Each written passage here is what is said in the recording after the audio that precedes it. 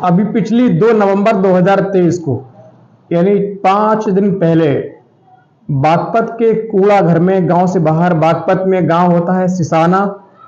सिसाना में गांव के बाहर जो अमूमन ग्राम समाज द्वारा जो कूड़ा घर बनाया जाता है, कचरा फेंकने के लिए जगह मुकर्रर की जाती है, उसमें एक सूटकेस में एक लड़की का शव जल रहा था। जब आस पास के लोग वहां से गुजरे तो दहल गए, देखकर हैरानी हुई, अचंभित हुए। उन्होंने फौरन आग बुझाने का प्रयास किया और तुरंत पुलिस को फोन किया। तत्पश्चात पुलिस मौके पर पहुंचती है, लाश को बरामद करती है और पूरी घटना का अपनी कार्यशैली कुशलता से 72 घंटों में खुलासा कर देती है। उसके बाद जो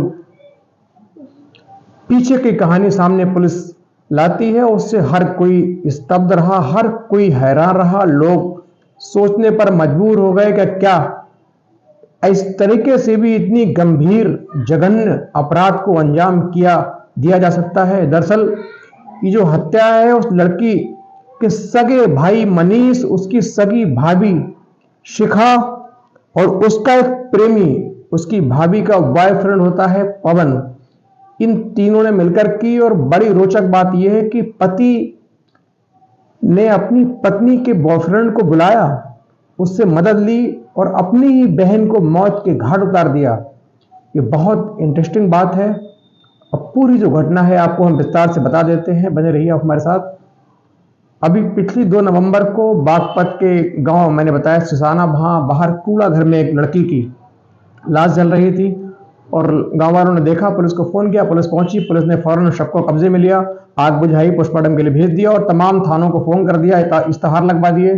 सोशल मीडिया के माध्यम से भी लड़की को परिजनों को खोजा गया, उसका पता खोजने की कोशिश की गई। तभी उस पुलिस स्टेशन में एक व्यक्ति संदीप पहुंचता है।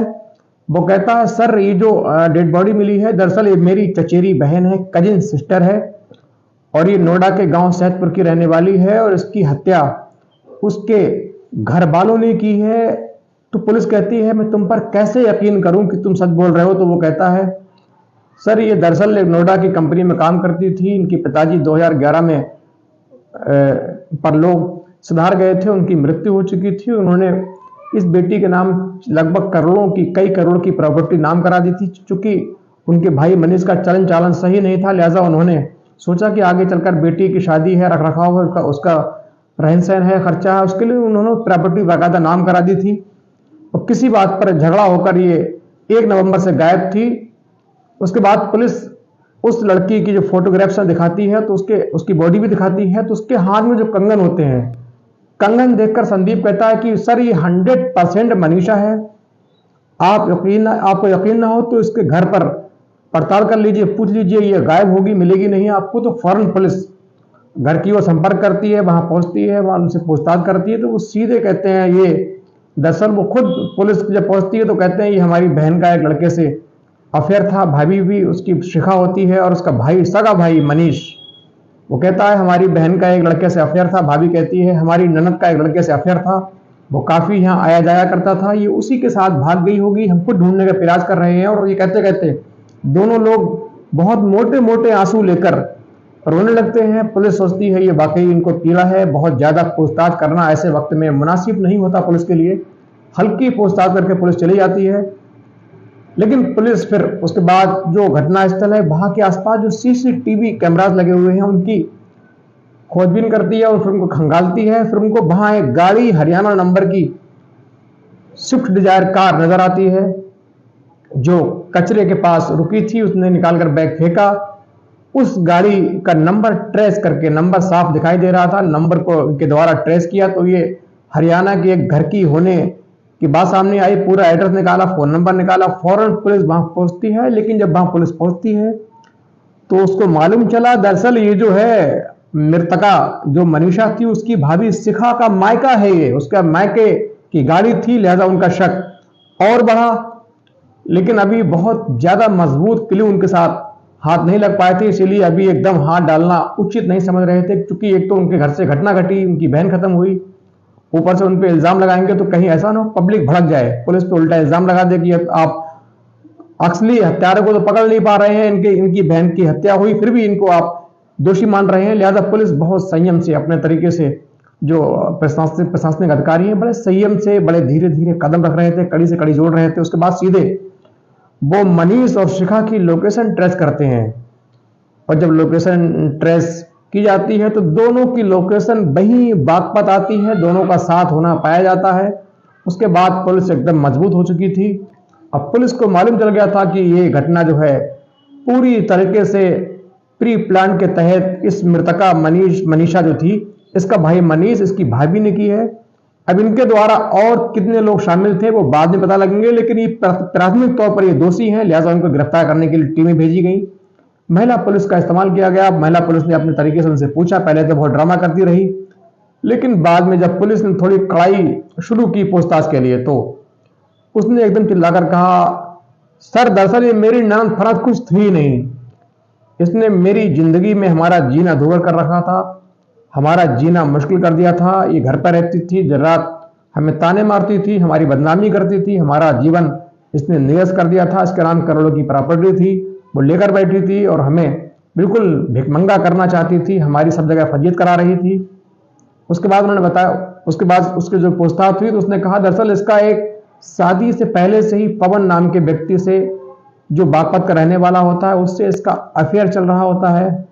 और अफेयर इतना इसका मजबूत गंभीर था, इतना इश्क इसका गहरा था कि शादी के बाद भी लगातार इनका मिलना जुलना, इनकी मुलाकातें जारी रही। यहाँ तक अब पवन मनीष के घर आता रहा और मनीषा लगातार, जो मनीष की बहन मनीषा है, वो अपनी भाभी को देखती थी। वो आता था कई घंटों, मनीष की गैर मौजूदगी में कई घंटे घर में गुजारता था, उसके साथ बेडरूम में लेटता था। मनीषा ये सारी चीजें देखती थी, उसको बहुत तकलीफ होती थी, बुरा लगता था, भाई को टोकती थी, भाई को बताती थी, लेकिन भाई अब चूंकि वो आदी हो चुका था या कोई और वजह थी, इसलिए वो कुछ ज्यादा रिस्पॉन्स नहीं दे रहा था, प्रतिक्रिया नहीं दे रहा था। वो एक तरह से इसके लिए राजी हो चुका था, और उसका जो मनीषा है वो लगातार इसको टॉन्ट कर रही थी, माना कर रही थी, रिश्तेदारी में बता रही थी, आसपास के जो खास लोग हैं उनको बता रही थी, जिससे जो भाभी शिखा है उसकी बदनामी हो रही थी। लेकिन फिर भी वो अपने प्रेमी पवन से मिलना नहीं छोड़ रही थी। हर 1-2-4 दिन के बाद वो उसका प्रेमी पवन घर में आता, घंटों बिताता और चला जाता। ये बात मनीषा को देर रात आकर रही थी, वो अंदर ही अंदर कुड़ रही थी, मनी मन दुखी थी कि कैसे इससे छुटकारा पाया जाए। चूंकि जो उनके मनीषा के पिताजी थे वो 2011 में काफी संपन्न थे, पैसे वाले थे, अच्छे धनाढ्य फैमिली थी, तो वो 2011 में उनका देहावसान हो गया। मनीषा के जो पिता थे उनको मालूम था कि उनके बेटे मनीष का चलन चालन अच्छा नहीं है, लिहाजा आगे चलकर मैं रहूं या ना रहूं, लेकिन मेरी बेटी को दिक्कत ना हो, इसके लिए उन्होंने लाखों की जमीन खरीद कर दे दी, उसके नाम कराई, जो अब लगभग 4 करोड़ की हो चुकी है।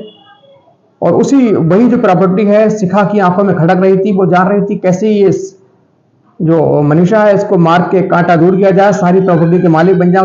उसके बाद मैं और पवन दोनों शादी करके आराम से जिंदगी गुजारे, करोड़ों की प्रॉपर्टी मेरा नाम भी होगी, मुझे मजा आएगा, ऐसी जिंदगी गुजरेगी। उसने इसके लिए बाकायदा मनीष को तैयार किया। मनीष से कहा तुम्हारी बहन के नाम पे लाख करोड़ों की प्रॉपर्टी है, पिता ने आपके साथ धोखा किया, आपके पास कुछ नहीं है, लिहाजा बहन को मार दो, सारी प्रॉपर्टी तुमको मिल जाएगी। और इसके लिए जब मनीष ने कहा मैं इसको मारूंगा कैसे, तो उसने कहा ये काम मैं अपने प्रेमी पवन से करवा दूंगी यदि आप कहो, लेकिन उसके लिए आप, मेरी एक शर्त है, उसके बदले में तुमको मेरी शादी मेरे प्रेमी पवन से करवानी होगी। उसके बाद तुम आराम से प्रॉपर्टी लेकर के यहाँ रहना, अपनी और कहीं शादी कर लेना, तुम्हारे पास करोड़ों की प्रॉपर्टी होगी, कहीं तुम्हारी शादी तुरंत हो जाएगी।